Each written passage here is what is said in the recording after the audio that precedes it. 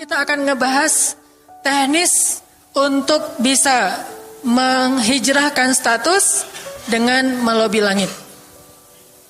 Dengan doa. Kan katanya doa itu bisa mengubah takdir, benar? Benar gak tuh? Allah yang mengubah takdir dengan doa. Jadi bukan doa mengubah takdir, tapi Allah mengubah takdir dengan doa. Dan takdir itu bisa dirubah-rubah. Suka-suka Allah dong. Orang Allah yang nulis takdir, yamhullahu ma yasha'u wa yuthbit, kata Allah. Allah bisa menghapus apa yang Dia tulis dan bisa menetapkan. Jadi gak usah pesimis, gak usah putus asa dulu. Wah, kayaknya memang takdirnya gak bisa. Orang yang jahat kayak saya, yang pernah punya masa lalu yang kelam, menikah dengan akhwat yang hafizoh dari pesantren apa gitu. Kan kayaknya takdirnya enggak. Wal hafizin wal hafizat, gimana sih? Wal hafizin, gimana sih ayatnya? Saya jadi lupa. Orang yang soleh, orang yang menjaga diri dengan orang yang menjaga diri, orang yang soleh dengan orang yang soleh. At-thayyibin lit-thayyibat, maaf. At-thayyibin lit-thayyibat. Orang yang baik ketemu orang yang baik. Tapi kan saya mah orangnya udah keburu gak baik duluan. Sekarang lagi belajar jadi orang baik, tapi belum baik-baik amat. Sedangkan dia mah udah terpelihara dari dulu. Kayaknya kita mah gak sekufu, gak selevel, beda dunia. Yang satu dunia putih, satu dunia hitam. Ini gimana nih gak ketemu nih. Takdirnya mungkin kita emang gak layak untuk dia, tetapi dengan doa Allah subhanahu wa ta'ala berkuasa untuk mengganti takdir. Makanya malam ini kita akan belajar tentang bagaimana menggunakan jalur langit untuk bisa mendapatkan hajat kita. Baik menikah, dapat kerjaan, punya anak, dan keajaiban-keajaiban lain yang bisa kita dapatkan kalau kita tahu cara menggunakan jalur langit. Sebelum kita masuk materi itu, yuk kita tilawah bareng-bareng ayat yang standar lah tentang doa. Udah pada tahu kan? Silahkan dibuka. Ayat apa? Surat Al-Baqarah ayat 186. Itu standar banget kalau bab doa. Surat Al-Baqarah ayat 186.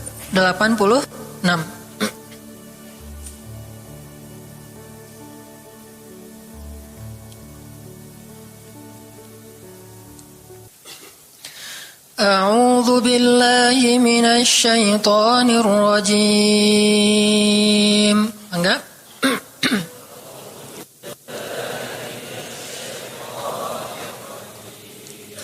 Bismillahirrahmanirrahim.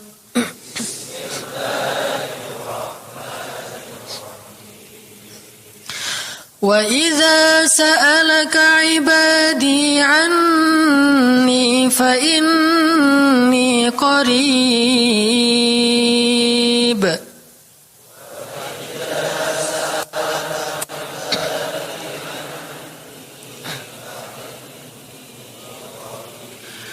Ujibu da'watad da'i idza da'an.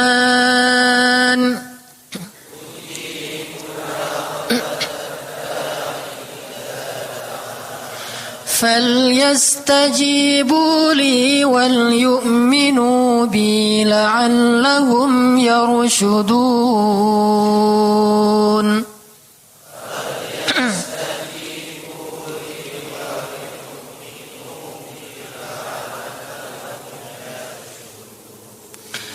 Dan apabila hamba-hambaku bertanya kepadamu tentang aku, maka jawablah bahwasanya aku dekat.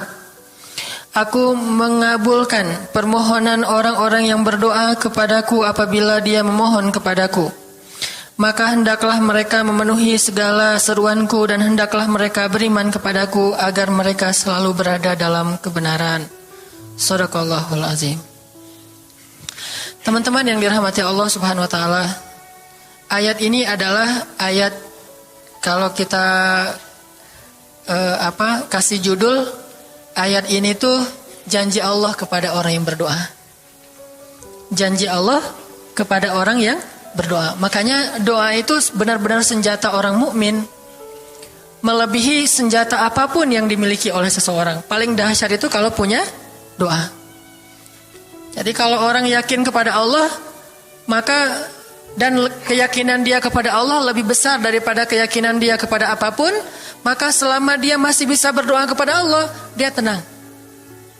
Ada masalah dikit, oh ilahi. Ada masalah dikit, ilahi. Ada masalah dikit, Rabbi. Terus saja. Ada masalah sepele apapun, minta ke Allah. Ada masalah apapun, minta ke Allah. Dan kata Nabi, janganlah kalian menjadi lemah dalam berdoa, karena sesungguhnya tidak akan binasa seseorang selama dia masih berdoa kepada Allah. Itu hadis Nabi dari Aisyah. Janganlah kalian menjadi lemah dalam berdoa, artinya jadi pundung, jadi putus asa dalam berdoa, karena tidak akan binasa seseorang selama dia masih berdoa kepada Allah Subhanahu wa taala. Jadi kalau kita masih terus mengharap dan meminta kepada Allah, kita nggak akan binasa, kita nggak akan kalah, kita nggak akan rugi. Dan kata para ulama, segala sesuatu di dunia ini akan pergi dan tidak kembali. Ini clue penting nih, bisa dicatat. Segala sesuatu di dunia ini akan pergi dan tidak akan kembali kecuali doa. Dia pergi dan dia pasti akan kembali. Segala sesuatu kalau udah pergi di dunia ini nggak akan kembali lagi. Kalau pergi di sini maksudnya pergi kepada Allah. Tapi kalau doa pergi ke Allah, dia pasti akan balik lagi kepada yang meminta. Satu-satunya yang pergi ke Allah dan kembali di dunia ini hanyalah doa. Makanya ayat ini kalau kita kasih judul adalah janji Allah kepada hambanya yang berdoa. Allah berjanji, apa kata Allah? Inni qaribun. Aku itu dekat. Maksudnya gak mungkin aku gak dengar doa kalian. Begitu kita berdoa, kita pikir Allah dengar gak ya? Jangan-jangan kok doa saya belum diijabah, kayaknya Allah gak dengar yang kemarin, saya harus keraskan lagi suara saya. Enggak, ini qarib. Arti ini qarib, aku itu dengar banget apa yang kamu ucapkan. Gak usah diucapkan, di dalam hati aja Allah udah dengar. Siapa yang pernah berdoa di dalam hati terus langsung Allah ijabah? Rasulullah. Coba teman-teman buka awal juz kedua. Ayat surat Al-Baqarah ayat 144. Itu gara-gara Nabi ada harapan di dalam hati tapi gak berani ngomong gitu ke Allah. Cuma dipendam di dalam hati doang. Tapi langsung diijabah oleh Allah. Ayat surat Al-Baqarah ayat 144. Allah berfirman, قد نرى تقلب وجهك في السماء فلنولينك قبلة ترضاها فول وجهك شطر المسجد الحرام وحيث ما كنتم فولوا وجوهكم شطره وإن الذين أوتوا الكتاب ليعلمون أنه الحق من ربهم وما الله بغافل عما يعملون. Jadi ceritanya orang Yahudi suka menghina kaum muslimin gara-gara orang Islam kalau sholat waktu itu masih menghadap ke Al-Aqsa, Palestina. Jadi kata orang Yahudi itu, lihat orang Islam mah fake, suka niru. Kita sholat menghadap Al-Aqsa, mereka sholat menghadap Al-Aqsa. Berarti agama mereka itu adalah agama yang meniru agama kita, nggak original. Sering diperolok-olok, setiap kaum muslimin sholat dihina sama mereka. Akhirnya Nabi ngerasa sedih. Wah, gimana ya caranya? Sehingga setiap sore Nabi berdiri di suatu bukit, kemudian lihat ke langit. Cuman gak ngomong, gini aja ke langit. Membatin, bayangin. Pernah gak teman-teman membatin ke Allah? Ini yang harus kita coba lakukan. Belajar membatin kepada Allah. Itu romantis banget. Jadi duduk sendiri, Allah ngomong gitu dalam hati. Dan yakinlah ini qarib, Allah tuh dengerin. Jangan pikir saya kayak ngomong sendiri, kayak orang kurang waras. Enggak, Allah itu mendengar. Jadi kita batin aja sama Allah, ngomong dalam hati. Ya Allah, saya tuh lagi gini, ada masalah. Ngomong dalam hati kita, please Allah, please gitu ya. Nah, itu kalau kita membatin, inni qaribun wa asirru qaulakum awijharu bih innahu alimun bidzatis sudur. Jadi Nabi nggak enak mau ngomong, ya Allah tolong dong pindahin kiblat dari Masjidil Aqsa ke Masjidil Haram. Soalnya daripada dikata-katain melulu sama orang Yahudi, mau ngomong kayak gitu tuh nggak enak sama Allah. Malu Rasul ke Allah. Masa kiblat aja minta dipindahin. Akhirnya Nabi cuma ngelihat ke langit aja tiap hari. Udah selesai pulang. Besok lihat lagi ke langit. Turunlah ayat ini. Sesungguhnya kami telah melihat bagaimana kamu selalu menengadahkan wajahmu ke langit. Maka kami palingkan kiblat ke arah yang kamu sukai. Coba lihat. Turun wahyu untuk merespon doa Nabi yang bahkan belum diverbalkan. Belum diucapkan dengan kata-kata, tapi Allah udah ngerespon. Ini kan keajaiban doa nih. Cuman kita seringnya ngerasa udah minta berkali-kali kok nggak dikasih-kasih. Kita belajar sekarang. Rasul nggak usah minta pakai verbal, cuman membatin doang dalam hati, Allah udah ngasih. Pernah nggak teman-teman ngerasa kayak gitu? Ada kepengen sesuatu, tiba-tiba terwujud. Pernah kan? Tapi kepengennya yang baik-baik. Pengen misalnya, aduh, saya pengen banget umroh, cuman mau ngomong kayak gitu mah, saya mah orangnya kayaknya nggak mungkin bisa umroh kalau ngandalin harta. Orangnya nggak mampu, kerjanya juga pas-pasan, gimana mau umroh untuk makan aja susah. Tapi pengen banget dalam hati kita. Dan itu rindunya tuh rindu banget. Setiap kali ngelihat video atau tayangan di TV tentang umroh dan haji, menitikkan air mata. Saking kangennya ke Baitullah. Allah tahu itu dalam hati kita. Tiba-tiba ada jalan. Ada aja jalannya. Dan bisa dikasih sedekah, bisa juga hadiah, bisa juga door prize, bisa juga macam-macam. Pokoknya ada jalan aja, tiba-tiba bisa umroh. Dan saya sering banget membawa orang umroh. Di antara jamaah itu selalu ada 1 atau 2 orang yang umrohnya itu miracle, keajaiban dari Allah. Ketika saya cari tahu alasannya apa, ternyata emang dia dari dulu pengen banget umroh, cuman nggak bisa ngandelin hartanya. Allah kasih jalan yang lain.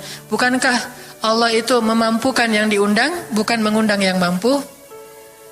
Kan itu yang sering kita dengar kan? Allah tidak mengundang yang mampu, tetapi memampukan yang diundang. Kalau udah Allah undang, pasti mampu. Kalau Allah nggak ngundang, walaupun dia mampu nggak akan bisa. Jadi Allah bukan mengundang yang mampu, tetapi memampukan yang diundang. Sehingga kita kalau hati kita kayaknya pantas diundang, Allah undang tuh. Begitu juga dalam urusan rezeki. Aduh, saya pengen kerjaan yang kerjaannya itu lebih halal, lebih nyaman, bisa sholat berjamaah tepat waktu, ada waktu juga buat keluarga, bisa juga berdakwah ke teman-teman. Akhirnya membatin kita itu karena kuat banget, Allah wujudkan. Ini artinya Allah qaribun, Allah maha dekat. Sehingga kalau kita pengen doa kita itu powerful, belajar dari as-siqah billah. Tips pertama adalah as-siqah billah. Percaya deh sama Allah. Percaya sama Allah. Jangan berdoa dengan ragu-ragu. Kayak kita datang kepada seseorang untuk minjem duit, tapi kita ragu. Dia nih kayaknya orangnya susah kalau dipinjemin. Kalau minta dipinjemin gitu. Ini saya lagi ada masalah dikit nih. Boleh minta bantu nggak? Apa? Gimana ya ngomongnya? Susah ngomongnya tuh ragu-ragu gitu kan ya. Akhirnya kita ngomongnya tuh nggak enak, nggak nyaman, membuat dia juga ngasih ke kita juga ragu-ragu. Akhirnya nggak nyaman tuh hubungan kita sama dia.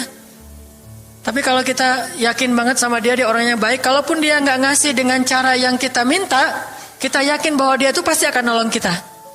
Sehingga kita akan curhat masalah kita itu dengan tulus. Bahwa kita punya masalah kayak gini-gini, bukannya kita mau minta-minta, cuman sifat dari manusia itu saling tolong menolong. Kita beritahu masalah kita, dan kita yakin dia pasti akan nolong kita. Kalau nggak bisa ngasih duit, dia akan minta tolong kepada orang lain yang mungkin bisa membantu kita. Dia akan ngasih link, dia akan memediasikan kita. Oh, aduh maaf ya, saya juga lagi sekarang lagi butuh uang. Ini lagi nabung-nabung juga, sama kita mah lagi sama-sama pengen hijrah status. Cuman nih saya kenal ada temen nih yang dia alhamdulillah orangnya tuh suka banget bantu orang lain. Mungkin saya bisa merekomendasikan, saya bisa bantu kamu, ayo kita jalan bareng, ngomong sama temennya. Pokoknya kita yakin dia bisa nolong. Nah kalau kita yakin, percaya sama Allah, Allah itu gak butuh perantara. Allah bisa nolong kita dengan cara apapun. Walaupun takdirnya udah ditulis, kamu tuh gak akan punya istri sampai meninggal dunia. Ya Allah, masa gitu sih? Gak akan punya istri. Ya Allah, tapi gimana, masa saya mau hidup sendiri terus? Kamu gak akan punya istri, kata malaikat teh. Ini orang doanya, katakan malaikat dengerin doa kita ya. Kalau di hati malaikat nggak tahu, tapi kalau di lisan kita doa, ya Allah, beri saya seorang suami yang benar-benar bisa mendidik agama saya. Kata malaikat, Neng, Ganti doa yang lain aja tuh Neng. Itu mah takdirnya udah ditulis, Neng gak akan punya suami. Kata malaikat. Kita mah walaupun malaikat ngomong gitu, biarin aja. Ya Allah, Engkau Maha Rahman, Maha Wadud, Engkau bisa mengubah takdir. Kata malaikat, ya juga sih. Cuman takdirnya udah ditulis, Neng. Ya Allah, terus aja. Tiba-tiba, tok, Assalamualaikum, Waalaikumsalam. Ayahnya nemuin, ternyata pas kita nguping dari kamar, wah itulah calon pangeran kita yang datang untuk melamar kita. Calon raja, calon imam. Malaikat heran-heran, wah subhanallah nih si Enang ini gak putus asa dalam meminta. Kita juga gitu, doa aja terus. Walaupun takdirnya sudah ditulis, karena Allah bisa mengubah takdir lewat doa dan harapan. Masih ingat cerita seorang ibu di zaman Nabi Musa dulu? Yang datang kepada Nabi Musa bilang, ya Nabi Allah, ya Kalim Allah, saya gak punya anak, udah tua kayak gini, bisa gak ya? Saya minta tolong Nabi Musa doa kepada Allah supaya saya punya anak. Kata Nabi Musa, bisa aja sih, nggak apa-apa ibu. Ya udah saya doain, ya Allah, ini ada ibu minta anak. Kata Allah, ya Musa bilang ke dia nggak akan punya anak, itu sudah takdirnya. Kata Nabi Musa, ibu maaf, udah ada jawaban nih dari Allah. Gimana ya Nabi Musa? Allah bilang takdir ibu nggak akan punya anak. Oh gitu ya, ya udah deh pulang. Sampai di rumah, ya Rahim, ya Rahim. Doa aja terus. Besok datang lagi. Karena dia pengen tahu kabar dari langit. Nabi Musa itu bisa bicara ke langit. Ya Nabi Allah, saya mau tahu nih. Kira-kira Allah sudah memperkenalkan belum ya permintaan saya? Permintaan apa? Pengen punya anak. Tapi kan kemarin udah. Kata Allah takdirnya gak akan punya anak. Ya coba aja dulu sekali lagi. Siapa tahu sudah mau. Sekarang Allah memperkenankan. Wah ini benar-benar dia husnuzan sama Allah. Siqah, percaya sama Allah. Gak percaya kepada yang lain, percaya sama Allah aja. Nabi Musa karena udah terus aja direngekin minta gitu. Nabi Musa bilang, ya Allah, ini ada ibu yang kemarin, gimana dong ya Allah? Kata Nabi Musa, kata Allah, ya Musa, takdirnya dia gak akan punya anak. Bilang sama dia, ibu, udah terima aja takdir ibu gak akan punya anak. Oh ya, pulang lagi. Ya Rahim, terus saja sepanjang malam, sepanjang hari doa. Berhari-hari datang lagi kepada Nabi Musa. Ya Nabi Allah, udah berubah belum? Udah mau belum Allah ngasih saya anak? Kan udah kemarin takdirnya, tapi coba lagi, sekali lagi aja. Nabi Musa minta lagi ke Allah, kata Allah masih yang sama, pulang lagi. Gak datang-datang lagi ke Nabi Musa. Setelah beberapa bulan, datang-datang bawa bayi. Assalamualaikum, udah semangat sekarang, beda gitu ya. Kalau dulu Assalamualaikum, melas gitu ya. Sekarang Assalamualaikum, hai Nabi Musa. Kata ibu, ibu yang kemarin? Ya itu siapa? Anak saya. Anak ibu? Anak kandung maksudnya, bukan nyuri. Nggak, anak kandung saya ini Nabi Musa. Wah, Nabi Musa nggak wah sih, subhanallah kalau Nabi Musa. Kalau saya mah wah gitu ya. Kalau Nabi Musa, masya Allah. Nabi Musa tanya ke Allah, ya Allah, itu ibu yang kemarin katanya takdir nggak akan punya anak, kok bisa punya anak? Ceritanya gimana Allah? Ceritain dong. Saya kok nggak update gitu informasinya, kata Nabi Musa. Allah ngasih update. Kata Allah, Musa, setiap kali aku bilang dia gak akan punya anak, dia terus berdoa dengan menyebut Ya Rahim, Ya Rahim. Allah itu kan senang banget dipuji, dan Allah lebih berhak untuk dipuji. Kalau kita senang dipuji gak baik, kalau Allah senang dipuji emang punya hak untuk dipuji kan. Allah senang dipuji. Dia bilang Ya Rahim, kamu bilang gak akan punya anak, dia bilang Ya Rahim, terus saja berharap. Wahai Musa, sesungguhnya rahmatku mendahului takdir. Rahmatku mendahului takdir. Akhirnya dengan sifat rahim, Allah mengubah takdir ibu ini. Walaupun secara ilmiah gak mungkin punya anak karena sudah menopause. Tetapi Allah yang memiliki kekuasaan atas segala sesuatu. Nah, tips pertama adalah kalau kita pengen doanya powerful, melahirkan mukjizat dan keajaiban, adalah ats-tsiqah billah. Harus percaya sama Allah. Pertama, percaya bahwa Allah Subhanahu wa taala itu Maha Kuasa mengubah apapun yang dia kehendaki. Apa yang Allah ingin, masya Allah kan pasti terjadi. Wa man lam yasha lam yakun. Kalau Allah nggak pengen, nggak akan terjadi. Jangan suuzon sama Allah terus bilang, nggak enak banyak minta, amal saya sedikit, mending saya beramal aja nggak usah banyak minta. Jangan memperlakukan Allah seperti kita memperlakukan makhluk. Orang kalau kita banyak minta, dia akan kesulitan. Lama-lama dia akan merasa terganggu. Tapi Allah kalau nggak diminta, dia marah. Manusia kalau kita minta banyak-banyak, dia marah. Allah kalau kita nggak minta, dia malah marah. Masya Allah ya. Luar biasa. Allah tuh senang banget kalau hambanya meminta. Sehingga di antara hamba yang paling Allah cintai, di antara hamba-hambanya, hamba yang paling banyak menengadahkan wajah dan telapak tangannya. Ilahi, ilahi. Minta sama Allah. Allah tuh suka banget diminta. Orang yang suka meminta itu bahasa Arabnya awwahun. Inna Ibrahim la'awwahun halim. Ibrahim itu hamba yang awwahun halimun. Awwah halim. Halim itu artinya menahan amarah. Awwah da'a. Da'a artinya banyak berdoa. Kalau da' itu berdoa. Kalau da'a senang banget doa. Ada masalah dikit, ilahi, Rabbi, ngadu aja ke Allah, manja gitu. Dan Allah tuh senang banget dengan hamba yang kayak gitu. Sehingga sampai Nabi mengatakan, mintalah kepada Allah walaupun cuman garam. Garam aja minta ke Allah. Sepele banget masalah kita. Ya Allah, mudah-mudahan nanti nggak macet ya. Minta sama Allah. Kok macet ya Allah? Ya biar kita sabar. Udah tahu jam macet berangkatnya telat gitu ya. Jangan salahin Allah. Tapi minta, bilang, biasakan kita tuh komunikasi sama Allah dengan manja. Ya Allah, mudah-mudahan saya bisa jawab ujiannya. Udah belajar sih ya Allah, cuma nggak tahu kan semuanya di tanganmu. Minta ke Allah. Bismillahirrahmanirrahim. Makan ya Allah, ini rezeki darimu. Makasih ya, makan. Kalau bahasa lainnya makasih, alhamdulillah. Alhamdulillahilladzi at'amani hadza wa razaqanihi min ghairi haulin minni wala quwwah. Hafal tuh? Kalau nggak hafal, udah aja bismillah lah. Alhamdulillah gitu. Bismillah ya Allah, masya Allah nih rezeki darimu. Udah selesai makan, udah sendawa gitu. Alhamdulillah, Allah baik banget. Ngomong sama Allah, sering-sering komunikasi sama Allah. Dan Allah itu wa huwa ma'akum aina ma kuntum. Dia bersama kalian dimanapun kalian berada. Bersama ya, bukan ada. Kalau ada itu beda. Allah di mana-mana itu beda. Tapi Allah bersama kalian itu artinya Allah melihat, Allah mendengar, Allah menyaksikan, Allah mencatat, Allah maha menilai bersama kita. Kalau ada, dia bertempat. Sehingga nanti kalau ada anak bilang, "Mah, Allah di mana?" Allah ada di mana-mana, Dek. Ntar dia malah karena cerdas, kalau gitu di WC juga ada, kan nggak boleh kan? Ini jawaban yang keliru, kurang filsafat. Allah itu bukan ada di mana-mana.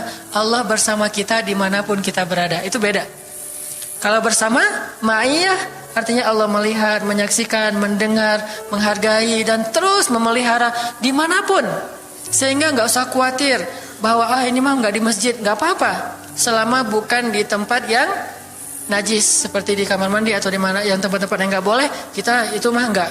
Tapi yang di tempat yang umum, di pasar, di jalan, lagi di kendaraan, di dalam masjid, di luar masjid, Allah, ilahi, Rabbi. Kalau perlu lebih lebih manja lagi, pakai irama dikit. Allah, gitu. Wah, kayak orang manggil temennya gitu. Atau kita miss call Allah dulu. Ya Allah, udah nggak ngomong apa-apa. Itu miss call. Miss call Allah. Ngapain miss call? Caper, kangen sama Allah. Allah. Allah, gitu lagi. Itu zikir kan? Allah, Allah, Allah. Kata Allah, ada apa hambaku? Allah lagi, Allah lagi, Allah lagi. Terus saja Allah di miss call berkali-kali. Pas Allah buka, wah 100 miss call. Allah 100 kali zikir. Udah 100 kali miss call, Allah yang telepon balik. Ada apa hambaku? Wah, ditelepon sama Allah. Lewat kejadian-kejadian hidup, tiba-tiba ada kejutan dari Allah. Langsung bilang sama Allah, thanks Allah. Kan romantis tuh sama Allah. Jangan cuma sama cewek doang bilang thanks, segala macam bahasa-bahasa yang keren. Sama Allah juga harus keren. Tapi setelah thanks, alhamdulillah, karena itu yang paling baik. Intinya harus percaya sama Allah. Allah tuh senang banget didoain, kita berdoa kepadanya gitu. Allah tuh senang. Terus makna percaya sama Allah juga, kita percaya bahwa Allah itu nggak akan ngecewain orang yang berdoa. Ujibu da'watad da'i idza da'an. Aku pasti mengijabah doa hamba-hamba yang berdoa kepadaku. Enggak usah khawatir, pasti diijabah.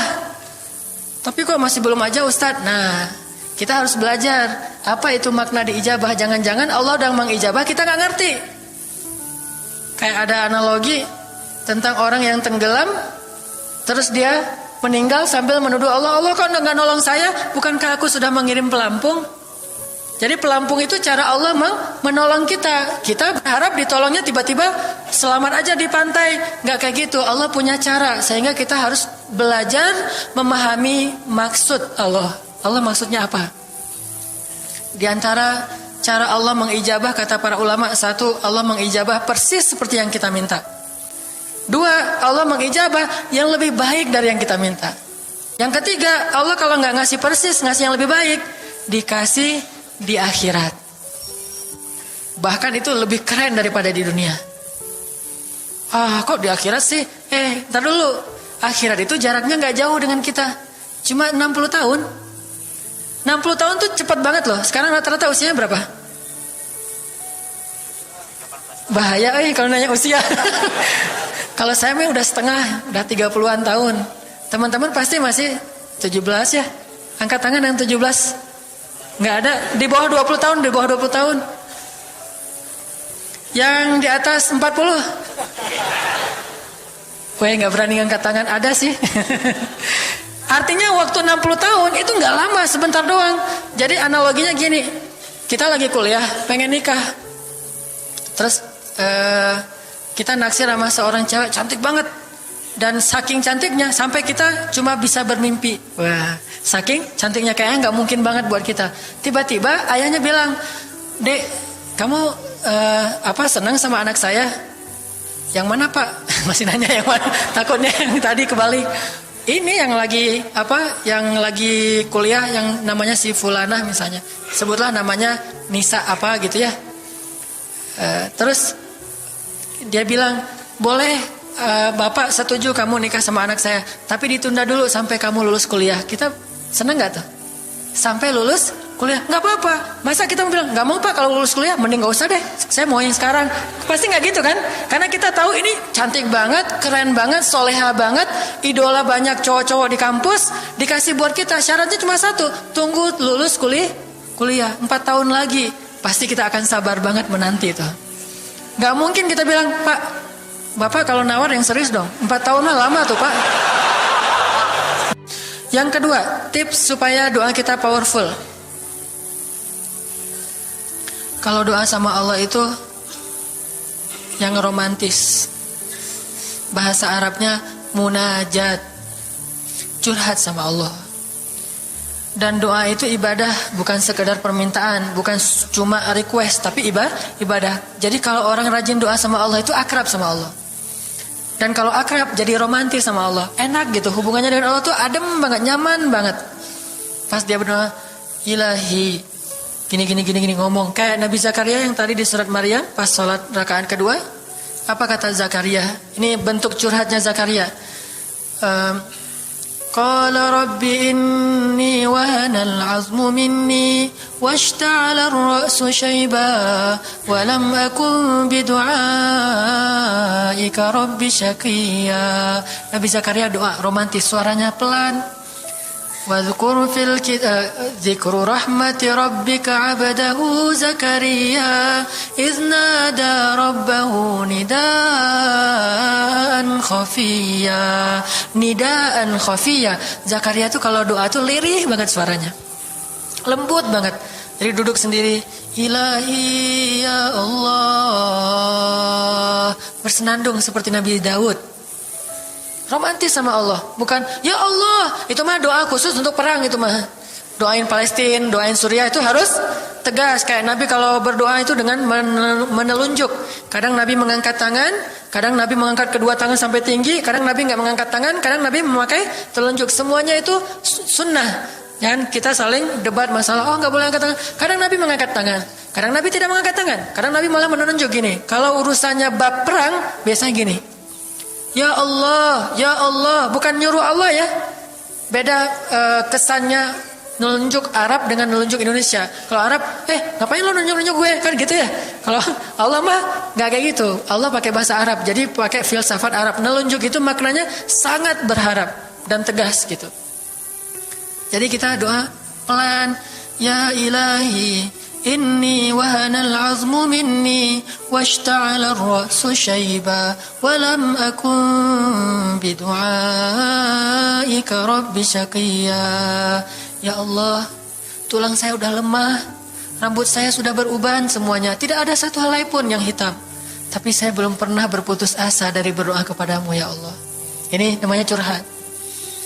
Wa inni khiftul mawaliya min warai. Ya Allah, saya takut banget kalau saya meninggal tidak ada yang meneruskan dakwah saya, sedangkan Bani Israel itu mudah tergelincir.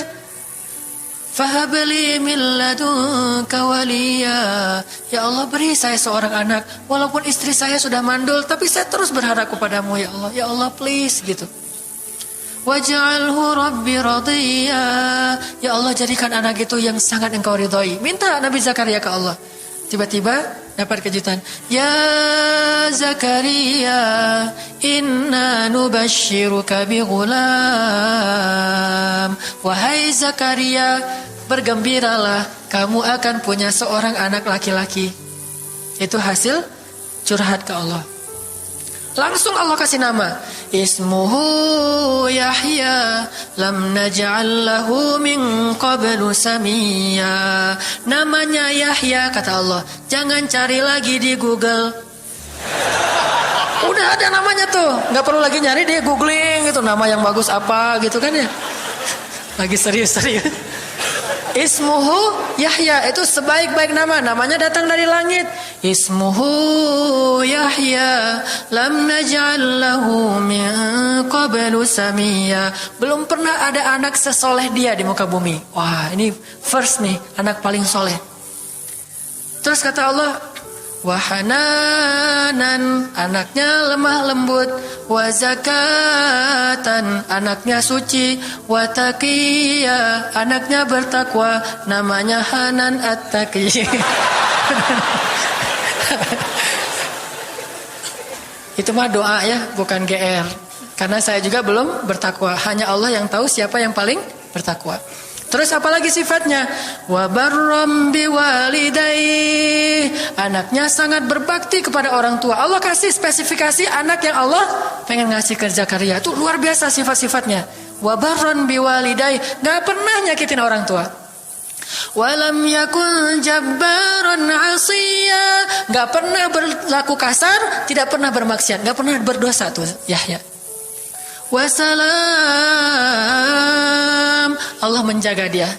Wassalamun alaihi yauma wulida, Allah jaga dia ketika dia lahir. Wa yauma yamutu, ketika dia wafat. Wa yauma yub'atsu hayya, ketika dia dibangkitkan. Wah, ini dijamin dunia akhirat sama Allah. Hasil munajat. Allah kasih kejutan yang paling istimewa. Makanya bermunajatlah kepada Allah. Ya Allah, titikan air mata, ngomong sama Allah masalahnya apa. Ya Allah, saya pengen nikah banget. Bukan apa-apa ya Allah, saya pengen punya keturunan yang soleh-solehah. Saya pengen sholat berjamaah waktu tahajud. Saya pengen diimami oleh seorang imam yang baik bacaannya, yang soleh. Saya pengen mendidik anak saya berdua dengan pasangan saya. Saya pengen, yang baik-baik sebutin. Pengennya kita, hajat kita itu apa. Cuman ya Allah, saya kurang modal. Ngomong Allah kayak gitu. Gak apa-apa pakai gaya-gaya kita sendiri. Gaya Sunda, gaya apa, bebas lah. Ya Allah, kurang modal banget. Gimana nih ya Allah? Tapi kan engkau maha kaya ya Allah. Bilang gitu. Dan Allah akan mengatakan, lihat hambaku memujiku. Kan kayak kita bilang, Alhamdulillahi Rabbil Alamin. Allah bilang, hambaku memujiku. Ar-Rahmanir-Rahim, hambaku mengagungkanku. Maliki Yaumiddin, hambaku gimana sih hadisnya tuh? Kan gitu kan ya. Allah merespon setiap ucapan hambanya. Jadi kita bilang, tapi kan engkau maha kaya ya Allah. Oh iya benar. Cuman saya belum juga nemu siapa calonnya ya Allah. Nah, tapi kan engkau maha tahu ya Allah. Oh iya. Nanti Allah tiba-tiba dalam mimpi disebutin gitu. Wah, jelas spesifikasinya, wajahnya kayak gini, senyum-senyum ke kita di dalam mimpi gitu ya. Terus kasih kartu nama. Pas kita bangun ternyata kartu namanya ada di tangan kita. Cie, kayak di film. Bisa gitu. Tiba-tiba ke save di HP kita ada nama yang saya perasaan nggak pernah nge-save nomor ini deh. Malaikat yang nge-save. Itu semuanya mukjizat dari Allah. Nggak usah khawatir. Allah punya cara. Tadi mah walaupun herai, tapi sebetulnya pesannya adalah Allah itu punya banyak cara untuk menolong hambanya. Tidak usah kita atur gimana caranya. Bukan kita yang mengatur caranya, kita hanya bermohon kepada Allah. Allah yang punya sekian banyak cara. Allah bisa pakai cara ilmiah, bisa cara yang tidak ilmiah, bisa cara yang berlawanan dengan ilmiah. Ilmiah itu kan ciptaan Allah. Jadi jangan mengukur dengan logika kita. Tapi mengikhtiar dengan logika kita harus. Kalau ikhtiar harus ilmiah. Tapi kalau iman gak perlu ilmiah. Sakit, ikhtiarnya ke dokter. Tapi yakinnya gak boleh yakin sama dokter. Ikhtiarnya seilmiah mungkin. Tapi imannya gak boleh ilmiah, Rabbaniyah. Allah berkuasa dengan ilmiah, tanpa ilmiah, bertentangan dengan ilmiah. Allah bisa menciptakan seseorang dari ayah dan ibunya, bisa tanpa ayah tapi punya ibu doang seperti Isa. Atau bisa gak punya ayah, gak punya ibu seperti Adam. Allah bisa menciptakan onta dari induknya, bisa keluar dari batu seperti untanya Nabi Soleh. Allah maha kuasa, makhluk tidak kuasa. Minta sama Allah dengan harapan-harapan yang indah, munajat. Ini sekarang coba kita dengar bagaimana munajatnya Nabi ketika pulang dari Taif. Nabi itu kan sedih banget pulang dari Taif. Luar biasa dihinanya oleh orang-orang Taif. Di antara penghinaan orang Taif yang masih terekam oleh sejarah itu, orang Taif mencemooh Nabi dengan mengatakan, emangnya benar kamu itu, emangnya benar Allah mengangkat kamu jadi nabi? Itu penghinaan. Dihina gitu. Muhammad, beneran gitu Allah mengangkat kamu jadi nabi? Kayak gak ada orang lain, kata orang Taif. Terus ada lagi yang bilang, Muhammad, kalau kamu itu seorang nabi, saya tidak berani ngomong sama kamu, nanti saya terkutuk. Tapi kalau kamu bukan nabi, pendusta, ngapain juga saya ngomong sama kamu? Jadi mending gak usah ngomong aja daripada ngomong dengan pendusta. Intinya dia gak mau ngomong sama nabi, tapi meracau. Dia bilang, kalau kamu nabi, kalau saya berdebat kamu, saya akan dikutuk. Kalau kamu bukan nabi, berarti kamu pendusta. Ngapain juga saya berdebat sama kamu, menghina. Ada yang bilang, hei Muhammad, pergi kamu, jangan dekat-dekat dengan kampung kami. Disuruh anak kecil mengusir Nabi. Bayangin, bagi orang semulia Rasulullah diusir oleh anak kecil, dikejar-kejar pakai batu kerikil, dilemparin. Itu luar biasa, berat banget perasaan beliau. Sama anak kecil, sama perempuan, sama budak-budak. Yang laki-lakinya tuh hanya bersorak di belakang. Perempuannya, bagi orang Arab dihina oleh perempuan, itu luar biasa penghinaannya. Makanya di Mesir, pengalaman saya ketika di Mesir, orang Mesir itu paling takut sama cewek. Di pasar kalau ada ibu-ibu yang belanja, Mang bungkusin yang ini, dibungkusin. Nggak jadi deh, yang itu aja. Ya, bungkus lagi. Kayaknya nggak jadi yang itu aja. Sampai 3 kali si emangnya nggak boleh marah. Kenapa? Cewek. Itu di Mesir tuh. Kalau di kita, wah udah habis itu. Gak usah cewek yang sebaya, ibu-ibu aja bisa dihina di kita kan ya, nggak menghormati orang tua. Kalau di Mesir, perempuan apalagi yang udah umur usia orang tua itu sangat dimuliakan. Naik bus gitu. Ada ibu-ibu orang Mesir kan gede-gede tuh. Naik bus. Ya naik bus aja, naik damri gitu susah. Akhirnya barang-barangnya pada diambil sama orang-orang di dalam. Dia naik sendiri, bismillah, masya Allah. Gitu-gitu orang Mesir teh kalau lagi naik damri. Pas sudah di atas, semua orang berdiri mempersilahkan dia pilih tempat duduk yang mana. Itu budaya yang mungkin di Singapura juga pas saya ke Singapura kayak gitu. Tapi kok di Indonesia agak-agak jarang nih. Sering ada laki-laki muda duduk di halte atau di mana tempat-tempat umum, sementara di sebelahnya ada ibu-ibu yang gendong anaknya, tapi nggak ada tempat duduk. Di mana rasa malu dan rasa penghargaan terhadap perempuan. Makanya kalau sampai seorang ribut dengan perempuan di tempat umum, itu di Mesir aib banget. Jadi kalau kita ramai sama seorang cewek atau seorang ibu-ibu di tempat umum, pasti orang-orang Mesir akan marahin kita, nggak marahin dia, walaupun dia yang salah. Ya aib kata orang Mesir. Aib jangan kayak gitu, aib jangan kayak gitu. Tapi kalau kita berantemnya sesama laki-laki, dia akan bilang sallu ala nabi, salawatlah kepada nabi. Kayak gitu cara mendamaikan pertengkaran di Mesir. Dan menurut survei kecil-kecilan saya, orang Mesir itu paling sering bertengkar di bus kalau lagi bulan puasa, lapar soalnya. Itu sering banget, asal bulan puasa ramai di bus. Wah, orang Mesir kan suaranya kencang ya, kayak singa gitu. Wah, ramai di jam 2 orang. Akhirnya yang lain bilang, sallu ala nabi. Langsung, sallallahu alaihi wasallam. Lagi. Tapi dia sempat salawat dulu. Kalau di kita kan, apaan sih? Nggak ada hubungannya juga, nggak nyambung, keles gitu. Kalau di Mesir mereka paham. Kalau dibilang nabi, langsung mereka menghargai sallallahu alaihi wasallam. Terus marah lagi. Ya amin, sallu ala nabi sallallahu alaihi wasallam. Lagi. Kadang-kadang saking marahnya sallu ala nabinya sambil marah-marah sallallahu alaihi wasallam, saya bilang juga. Jadi sampai ada yang bertengkar 2 orang disikapin dengan bijak. Orang Mesir kalau marah tuh suka bilang keledai. Ya Hamar, wahai keledai gitu. Terus yang orang bijak ini kayaknya educated dosen gitu kayaknya, dia bilang, emangnya ada keledai selain engkau di sini? Terus dia bilang, nggak ada. Ada. Apapun jawabannya salah. Memangnya ada keledai selain kamu di sini? Kalau dia bilang nggak ada, berarti emang kamu sendiri. Kalau dia bilang ada, berarti kamu juga keledai. Cerdas ya, luar biasa nih di Mesir. Saya dapat banyak luar biasa pengalaman. Intinya apa? Perempuan yang mengusir Nabi di Taif, perempuan, anak-anak, budak. Coba gimana perasaan Nabi? Itu benar-benar nelangsa banget, sedih banget. Begitu turun dari Taif, Nabi SAW kemudian istirahat. Habis dikejar-kejar dari pagi sampai sore di kebun kurma, Nabi lagi istirahat. Terus Nabi berdoa. Nih doanya saya bacain ya. Wahai Robku, kepada engkaulah aku adukan kelemahan tenagaku dan kekurangan daya upayaku. Wahai Robku, engkaulah yang maha rahim. Engkaulah pelindung orang-orang yang lemah. Engkaulah penciptaku. Kepada engkau aku berserah diri ya Allah. Kepada musuh, kepada siapa engkau akan menyerahkanku ya Allah? Kepada musuh yang akan mencelakaiku, atau kepada keluarga yang akan membantu urusanku. Tapi apapun itu, tidak ada keberatan bagiku, asal engkau tidak marah kepadaku. Mau diserahin ke musuh, gak apa-apa ya Allah. Mau diserahin kepada keluarga juga gak apa-apa. Yang penting kau gak marah ya Allah. Ini bahasa Nabi. Terus Nabi bilang, sedangkan kasih sayangmu maha luas bagiku.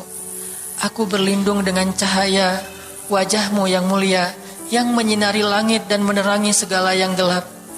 Dan atasnya lah teratur segala urusan dunia dan akhirat.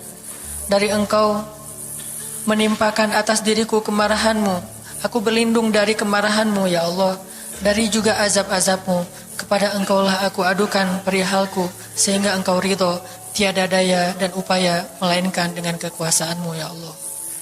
Tapi ini kalau kita baca dengan versi Arabnya lebih romantis lagi. Versi terjemah memang agak kaku.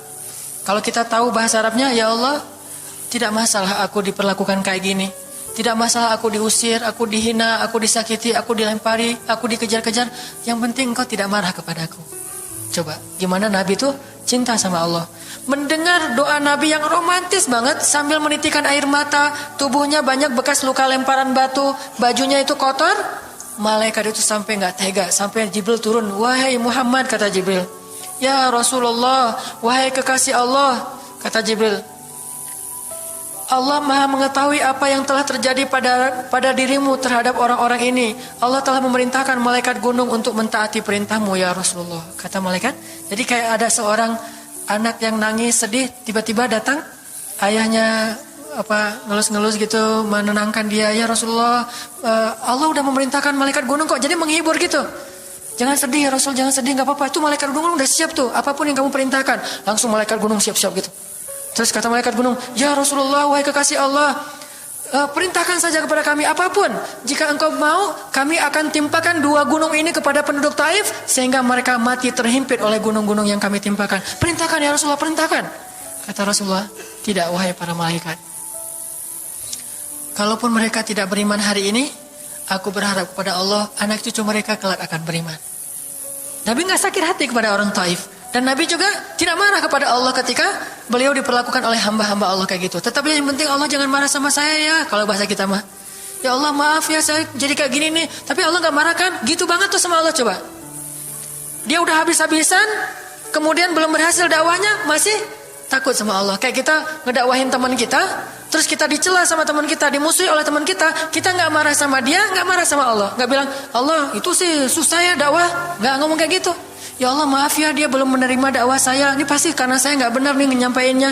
Ya Allah jangan marah ya sama saya, besok saya coba lagi gitu sama Allah. Terus ke orangnya gak marah karena mungkin dia fa'innahum la ya'lamun, mereka tidak mengerti. Besok akan dicoba lagi, didakwahin lagi, diajak lagi, terus aja kayak gitu. Ini munajat Nabi kepada Allah SWT. Sehingga gara-gara munajat itu malaikat turun. Sama kayak munajat curhatnya Nabi Yunus. La ilaha illa anta subhanaka inni kuntu minadh zalimin. Subhanallah. Nabi Yunus tuh bermunajat di dalam perut ikan, lirih banget, suaranya tuh pelan banget. Tapi suara yang pelan itu menggetarkan arasy Allah Subhanahu wa taala. Kita udah teriak-teriak pakai mic, enggak ada yang bergetar. Nabi Yunus kalimatnya sederhana, tetapi dari hati banget. Benar-benar curhat. Ya Allah, tidak ada ilah selain Engkau. Aku ini udah zalim terhadap diriku sendiri. Ya Allah, maafin saya, maafin saya. Subhanallah, subhanallah, Engkau maha suci, saya ini kotor. Engkau maha suci, saya ini kotor. Terus saja sampai suara Nabi Yunus di dalam perut ikan, di dalam laut yang dalam itu menggetarkan arasy Allah di langit ketujuh. Tiba-tiba malaikat arasy bertanya, suara siapa ini ya Allah? Begitu indah, begitu lembut, meminta ampun kepadamu ya Allah. Kata Allah, itu suara hambaku Yunus. Apa yang dia minta ya Allah? Dia minta ampun kepadaku. Ya Allah, please ampunin dia ya Allah, please. Kata malaikat-malaikatnya. Semua malaikat meminta ampun untuk Yunus alaihissalam. Sehingga kemudian Allah mengatakan, ya sudah aku ampuni dia. Tiba-tiba Nabi Yunus diselamatkan. Curhat sama Allah. Kalau ada masalah, bilang ke Allah. Apapun, ya Allah. Duduk sambil bersandar di pohon. Ya Allah, coba buka surat Al-Qasas. Gimana Nabi Musa itu suka curhat kepada Allah. Surat Al-Qasas, surat 28 ya. Ayat ini ya. Ayat 16 coba. Ketika Nabi Musa nggak sengaja bunuh orang Kipti, Egyptian. Rabbi, inni zalamtu nafsi, faghfirli ya Rabbi. Ya Rabbi, saya tuh udah zalim, maafin saya ya Allah, ampuni saya. Ada masalah dikit, ngomong ke Allah.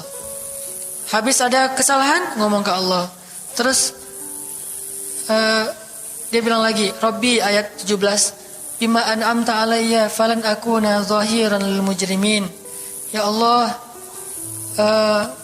janganlah engkau jadikan aku termasuk orang-orang yang berdurhaka atau berbuat dosa. Udah. Terus ada masalah lagi. Nabi Musa diusir dari Mesir, dikejar-kejar sama tentara Firaun di ayat 21. Apa kata Musa? Rabbi, najjini minal qaumiz zalimin. Ya Rabbi, selamatkan saya dari orang-orang yang zalim. Ngomong lagi ke Allah. Udah Nabi Musa pergi sekarang. Kemana perginya? Dari Mesir ke Yordania, Madian kalau bahasa dulu. Pergi tuh. Begitu pergi ke Madian, bilang lagi ke ayat 22. Asa Rabbi ayyahdiyani sawa asabil. Mudah-mudahan Allah kasih saya jalan ya. Ya Allah, tunjukin dong saya jalan harus kemana nih. Saya nggak tahu harus kemana larinya. Allah tunjukin. Jalan sampai ke Madian. Begitu udah selesai adegan menolong dua orang perempuan yang sedang memberi minuman ternak. Nabi Musa capek kan? Udah seharian jalan. Kemudian kurang makanan. Sendiri nggak jelas negeri yang beliau tuju. Akhirnya beliau bersandar di sebuah pohon. Di ayat 24. Terus beliau mengatakan, Rabbi, inni lima anzalta ilayya min khairin faqir. Ya Allah, saya butuh banget kebaikan darimu ya Allah. Saya sekarang lapar, saya haus, saya nggak punya tempat tinggal. Saya sangat butuh kepada kebaikan darimu. Bilang ke Allah. Tiba-tiba habis doa kayak gitu, datanglah cewek itu dengan malu-malu kan. Ayat berikutnya, ternyata cewek itu adalah bakal jadi istri Musa. Jadi kalau ada apa-apa bilang ke Allah. Gak sengaja ngelihat Instagram, oh ada yang cantik, Rabbi, yang ini nih, yang saya gak sengaja gitu. Tapi jangan dikepoin ya, dan jangan terlalu lama ngelihatnya, sekilas saja. Atau minimal kalau nggak yang ini, yang kayak gini ya Allah, ya Allah, gitu. Ngomong nanti ketika selesai sholat. Makanya banyak-banyak doa sama Allah. Dan yang romantis, yang lembut, banyak-banyak berzikir. Jadi sebelum doa itu tasbih dulu. Tasbihnya dengan bahasa yang kita nyaman. Subhanallah, subhanallah boleh. Atau dinyanyikan juga nggak masalah dengan suara yang baik. Bukankah Nabi menyuruh kita menghiasi Al-Quran itu dengan suara kita? Dan diantara isi Al-Quran adalah zikir. Kita bisa bilang Subhanallah, Subhanallah, Subhanallah. Coba kayak gitu malam hari sendiri. Pasti orang yang lewat dekat rumah kita bakalan lari gitu ya, dikirain ada soal. Malam hari zikir di kos-kosan gitu, pada teman-teman pada kabur semuanya. Dikirain ada yang gentayangan. Subhanallah, subhanallah, subhanallah. Jadi kalau teman-teman bersiul, bersiullah dengan zikrullah. Daripada kita bersiul dengan lagu-lagu yang misalnya hanya irama biasa kan ya. Saya udah gak hafal ya lagu-lagu terbaru. Yang dulu-dulu mah yang saya tahu paling kau hancurkan hatiku, hancurkan ya. Nah gitu aja bersiulnya di mobil, kau hancurkan hatiku. Mending kita subhanallah, subhanallah, subhanallah, subhanallah, subhanallah, subhanallah. Biasain aja bersiul dengan nama Allah. Itu namanya miss-callin Allah. Sehingga nanti Allah akan melihat, wah ada hambaku nih menyebut-nyebut nama aku kan di miss-call tuh, caper dulu. Udah gitu baru ya Allah, baru minta sama Allah. Jadi, kalau kita mau munajat, mau romantis, mau curhat sama Allah, sebut nama Allah, agungkan kebesaran Allah, berselawat kepada kekasih Allah yaitu Rasulullah sallallahu alaihi sayyidina Muhammad. Mau pakai sayyidina mangga, enggak pakai sayyidina mangga, yang penting jangan ribut bab sayyidinanya. Mau doa aja, enggak ada tuh sayyidina, rame kan? Enggak ini berdoa ada jadi debat kan ya, komen. Udah aja enggak masalah mau pakai sayyidina. Mangga enggak pakai sayyidina juga enggak masalah, tergantung mazhab. Ada yang nyaman harus pakai sayyidina karena saya cinta sama Rasulullah. Ada yang nyaman saya justru karena cinta sama Rasulullah nggak mau nambah-nambah kayak gimana Nabi mengucapkan aja. Mangga. Yang penting salawat. Allahumma sholli ala Muhammad. Allahumma sholli ala sayyidina Muhammad. Baru minta, ya Allah saya lagi ada masalah. Gini nih ya Allah, sebutin curhat sama Allah. Dengan demikian doa kita akan diijabah insyaallah. Tapi ini baru berapa nih? Baru 2 ya. Ada beberapa tips untuk doa yang powerful. Insya Allah ini akan kita lanjutkan pada pertemuan yang akan datang. Gak usah terburu-buru, yang penting bisa diamalkan.